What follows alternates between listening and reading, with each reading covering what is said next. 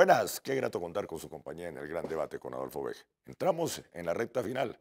Próximo domingo, primera vuelta presidencial. Y la invitación, usted tiene que participar. Usted decide. El futuro de Colombia está en sus manos. No se va a quedar en su casa, que está lloviendo, que me dio pereza. No, su voto es muy importante. Hoy tenemos un mini debate con representantes de 3 campañas. Quiero saludar al doctor Flavio Maya Enríquez, es representante a la Cámara, es concejal de Bogotá y abogado muy prestigioso. Así que, bienvenido. Adolfo, muchas gracias. Complacido de estar aquí con toda esta televidencia importante. Líder y organizador de la campaña de Iván Duque en Bogotá y en diferentes sectores. Bueno, uno de tantos millares de seguidores de Iván Duque. Bienvenido. Mi saludo al doctor José Cuesta, el secretario de Gobierno de Bogotá, en la Bogotá Humana, y es uno de los también líderes en la campaña de Gustavo Petro. Gracias, Adolfo, y muy complacido de estar aquí en su programa. Gracias por venir. Gracias a usted por invitarnos. Cierra la lista de invitados Juan Pablo Fernández, de la campaña de Sergio Fajardo, Coalición Colombia. Adolfo, un saludo a usted, a sus televidentes y pues a quienes nos acompañan en esta discusión. Economista. Sí, señor. Economista. ¿Cómo ve la campaña de Gustavo Petro en estos últimos días, José? Bueno, como lo decía alguien ahora, el verdadero sentimiento de respaldo a Gustavo Petro se expresa fundamentalmente en la movilización popular, social y ciudadana que la verdad no tiene precedentes. Historiadores y analistas dicen que esto es solamente comparable con el fenómeno de Gaitán en el 48, que entre otras cosas fue truncado lamentablemente con su asesinato. Pero en la ciudad de Bogotá, que calculábamos que íbamos a concentrar 40.000 personas, esto se nos desbordó, llegamos casi a 100.000. Allí hacíamos un cálculo, Petro como candidato lo hacía frente a la multitud allí concentrada.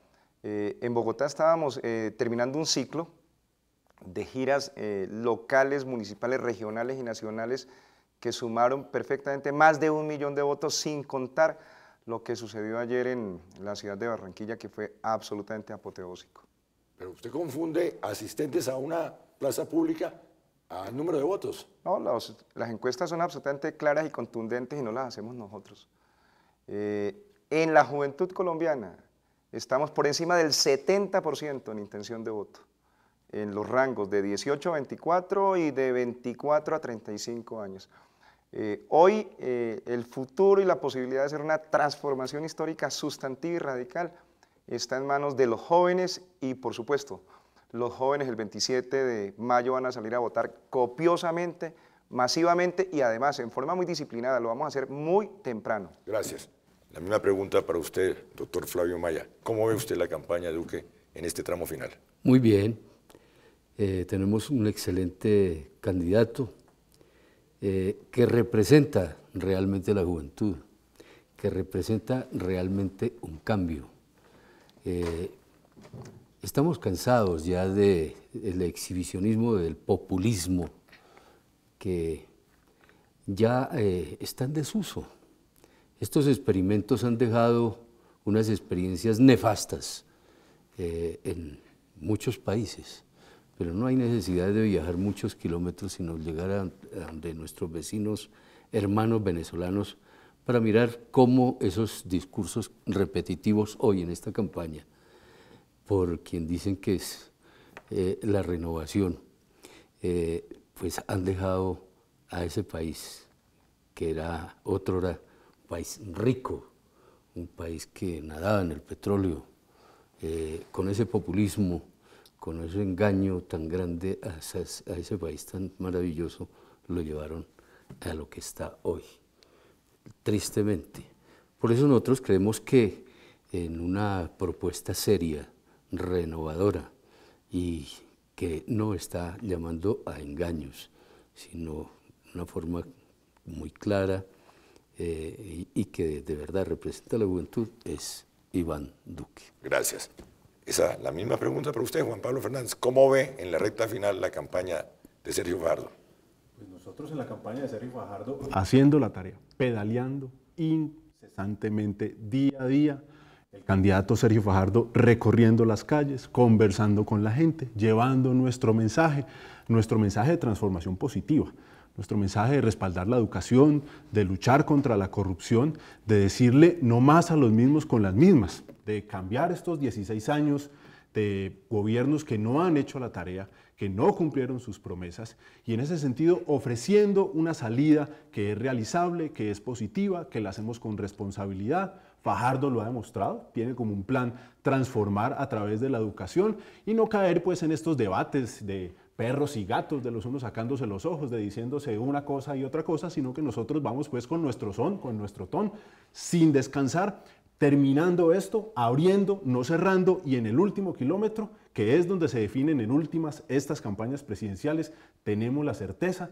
de que la población de todas las edades, desde los más jóvenes hasta los más viejos, van a entender que esta opción de Sergio Fajardo es la opción renovadora y transformadora que necesita Colombia. Por eso somos optimistas y creemos que vamos a lograr un muy buen resultado el próximo domingo 27 de mayo. Dentro de un marco de respeto y utilizando en este programa una fórmula diferente, José Cuesta le va a hacer una pregunta al doctor Flavio y otra pregunta al representante de la candidatura de Sergio Fajardo en este programa, Juan Pablo Fernández. Pregunta para el doctor Flavio Maya. Me parece adecuado el método. ¿Por qué tanta obstinación de parte del proyecto del Centro Democrático de acabar con las Cortes? Eso se parece sin duda alguna a una dictadura y pareciese que el único propósito de acabar con las altas cortes en Colombia es sencillamente impedir, y la pregunta tiene que ver con el fenómeno de la impunidad para un expresidente que tiene que responder por delitos de lesa humanidad. Pregunta para el doctor Flavio Maya. No, al contrario, parece que no está muy informado de la propuesta de Iván Duque, la propuesta de un jurista, de un abogado estudioso y que conoce no solamente desde la otra orilla, sino que ha participado en los debates al interior del Congreso de la República muy profundos, muy serios, en donde se ha planteado este tema de hacer una reforma a la justicia de fondo. Y lo que ha planteado Iván Duque es hacer una reforma sustancial partiendo de las altas cortes hasta los jueces de primera instancia, los jueces promiscuos, municipales, de circuito, tribunales, hasta llegar a las altas cortes. Por el contrario, lo que sí es muy claro es que se está sometiendo desde ya y convocando a hacer el gran debate para buscar un consenso de la reforma judicial en este país que se necesita con urgencia. Pero le quiero decir que sí hay algo en que coincidimos, pero no para buscar la impunidad de nadie, menos de quien quieren ustedes tratar de confundir, pero es muy claro que si se trata del expresidente Álvaro Uribe, ha sido uno de los colombianos fronteros que ha estado siempre dispuesto a atender los requerimientos de la justicia, de atender todos los tribunales, los juzgados, la Fiscalía, el Congreso de la República, lo que sea necesario para atender los requerimientos que le correspondan a él. Y no evadir, por el contrario, y valerosamente, después de hacer una tarea muy importante en el país, ha llegado en el Congreso de la República a dirigir y convocar a hacer un trabajo de oposición, de una verdadera oposición al interior del Congreso de la República.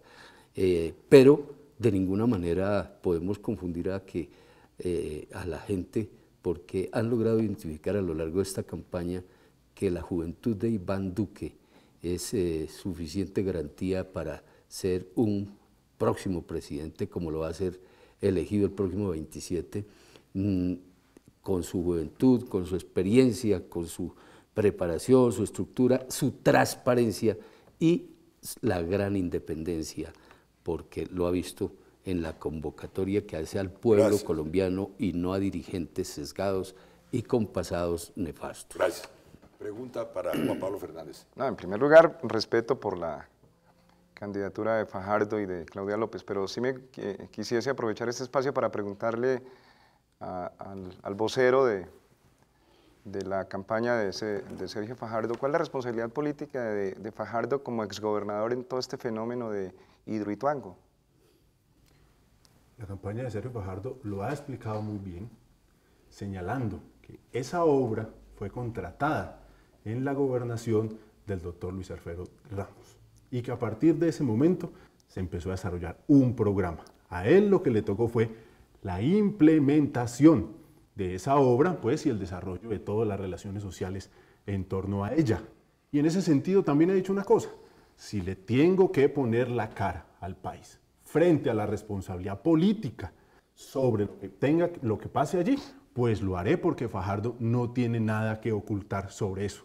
Pero ya que hablamos de represas, ¿por qué no hablamos del Quimbo?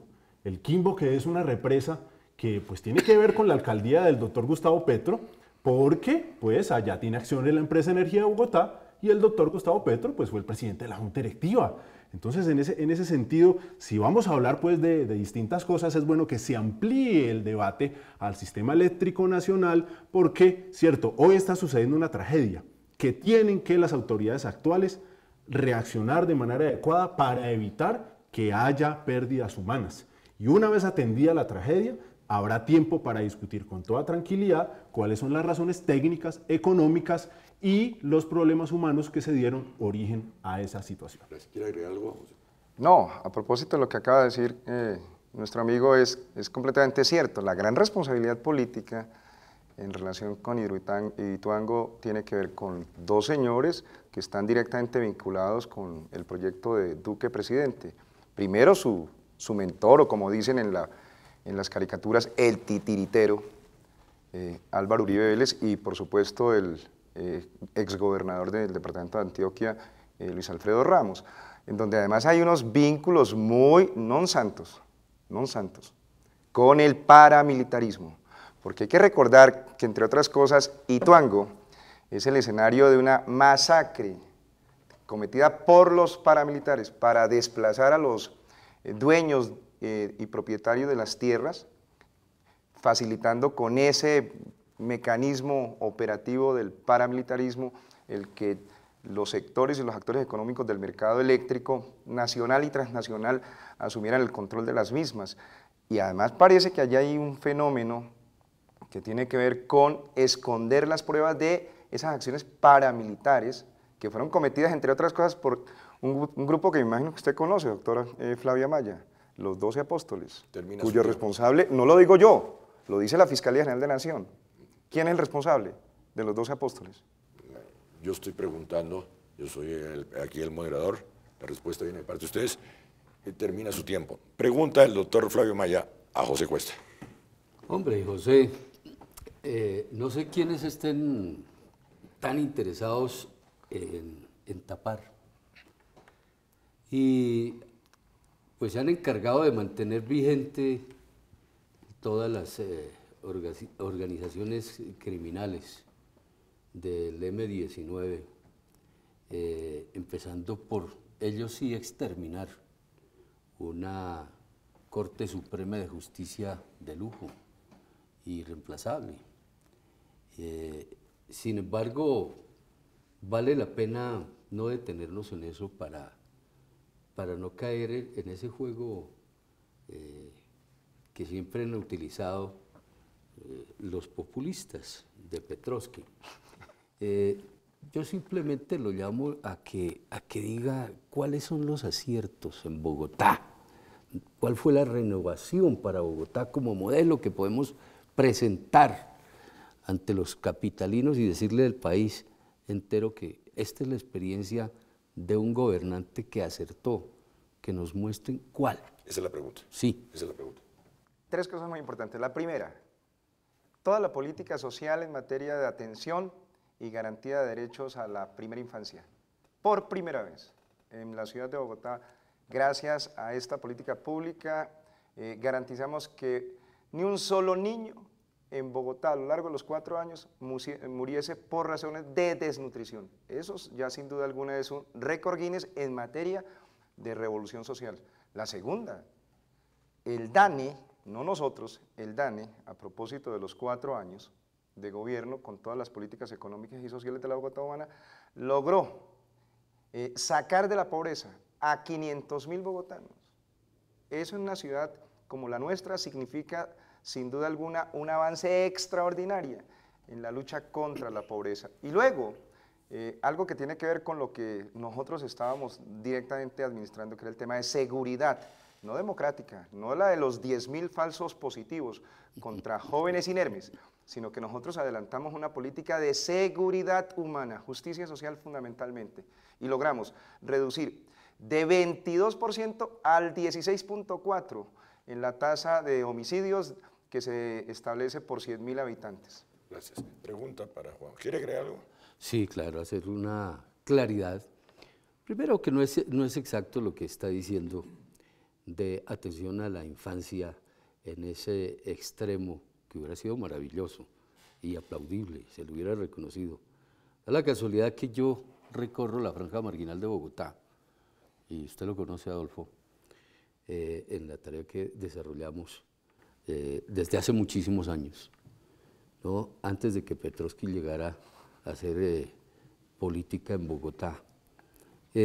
Y encontramos que eso no es cierto, bueno. Es uno de tantos engaños que le presentan a Bogotá como las realizaciones de atender la primera infancia. Avancemos porque nos quedamos con... Pregunta para Juan Pablo Fernández. Sí. El gran maestro que se presenta, Sergio Fajardo, pues ha tenido el acierto de encontrar un buen amigo que lo acompañó y le dio fuerza en la consulta, que es Mocus. Desafortunadamente Mocus, no muy claro también en su paso por las dos alcaldías, la primera que salió por incapacidad y la segunda para reafirmar esa incapacidad.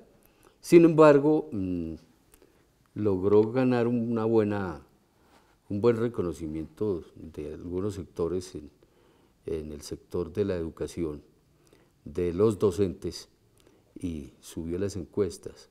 ¿Cómo cree usted que van a remontar ahora para las elecciones para aspirar a llegar a la segunda vuelta, cuando el fenómeno se ha dado al contrario, que después de estar arriba en las encuestas bajó a un nivel difícil de recuperarse ya no en el último kilómetro, sino en los últimos días? Pues en la historia de la humanidad, las personas en su experiencia suben y bajan. Esa es la historia de la humanidad. Luego, como lo ha dicho Sergio Fajardo, en todas las campañas que él ha hecho hoy, en las cuales derrotó las maquinarias, tanto en la de la alcaldía de principios de este siglo como la de la gobernación de Antioquia en el 2011, las encuestas lo daban como perdedor y terminó ganando por diferencias sustanciales e importantes. Luego estamos en la recta final, aquí nada está escrito.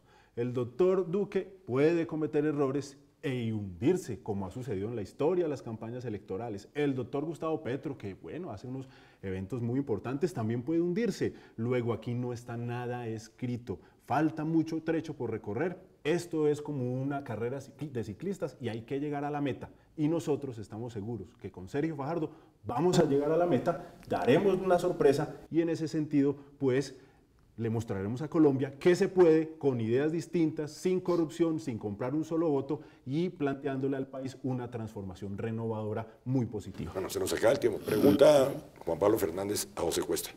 A José Cuesta, a mí me llama la atención una cosa del doctor Gustavo Petro, hombre, los globos, tira mucho globo y en ese sentido me gustaría saber cuándo empiezan a cerrar o cuál es el cronograma de cierre de pozos petroleros para hacer la transición desde las energías sucias, ¿cierto? O las energías fósiles hacia las energías renovables. ¿Cuándo empiezan a cerrar los pozos, doctor Cuesta?